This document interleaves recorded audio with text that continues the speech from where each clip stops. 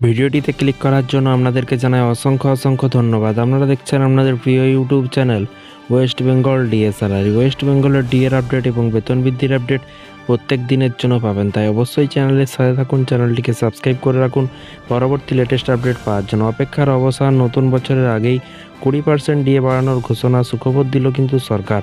তো ফ্রেন্ডস, অপেক্ষার অবসান, নতুন বছরের আগেই কিন্তু 14% থেকে 20% হতে চলল পশ্চিমবঙ্গ রাজ্য সরকারি কর্মচারীদের। না কোন রাজ্যের কথা বলা হয়েছে বিস্তারিত আজকের এই ভিডিওটিতে আলোচনা করব। ভিডিওটি সম্পূর্ণ দেখবেন।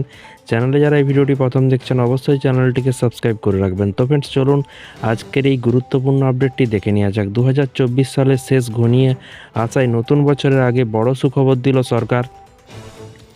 4% বা 5% স্বাভাবিক বৃদ্ধির পরিবর্তে কিন্তু সরকার এখন মহার্ঘ ভাতা একযোগে কিন্তু 20% বৃদ্ধি ঘোষণা করলো বা করেছে। নতুন বছরের আগে কিন্তু ডিএ 20% বৃদ্ধির সুখবর। গত 2 মাস আগে কিন্তু কেন্দ্রীয় এবং অনেক রাজ্যই কিন্তু মহার্ঘ ভাতা বাড়িয়েছে। এর পাশাপাশি কি বলা হয়েছে, এর পাশাপাশি কেউ আবার 3%, আবার কেউ 4% বৃদ্ধি করেছে। এখন সরকার জম্মু কাশ্মীর পরিবহন কর্পোরেশন কর্মচারীদের একটি বড় উপহার দিয়েছে এবং তাদের ডিএ 20% বৃদ্ধির ঘোষণা করেছে। তাহলে মেন বিষয় কি হলো, 20% কিন্তু ডিএ বৃদ্ধি করেছে জম্মু কাশ্মীরের সরকারি কর্মচারীদের। কেন্দ্রের সাথেই কিন্তু তারা হাঁটছে।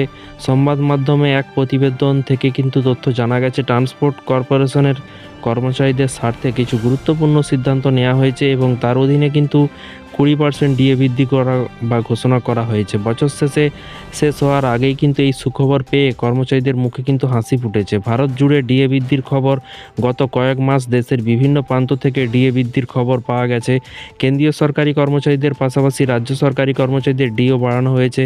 অনেক রাজ্য সরকারি পরিবহন কর্পোরেশনের কর্মচারী সহ অন্যান্য দপ্তরের কর্মচারীদের ডিএ বাড়িয়েছে। জম্মু কাশ্মীর পরিবহন নিগমের কর্মচারীরাও কিন্তু এখন এই বৃদ্ধির সুফল পেয়েছেন। এবং পশ্চিমবঙ্গের রাজ্য সরকারি কর্মচারীদের অবস্থা, এবং পশ্চিমবঙ্গের রাজ্য সরকারি কর্মচারীরা কিন্তু বর্তমানে ষষ্ঠ বেতন কমিশনে 14% ডিএ পাচ্ছে। এটি কিন্তু কেন্দ্রীয় কর্মচারীদের ডিএ থেকে 39% কম। যদিও কাগজ কলমে দেখা যায় যে এই বছর কেন্দ্রীয় সরকারি কর্মচারীদের থেকে পশ্চিমবঙ্গের রাজ্য সরকারি কর্মচারীদের ডিএ কিন্তু বেড়েছে। এবং 2024 সালে কেন্দ্রীয় সরকারি কর্মচারীদের ডিএ 7% বৃদ্ধি পেয়েছে, প্রথমবারে 4%, দ্বিতীয়বারে 3%।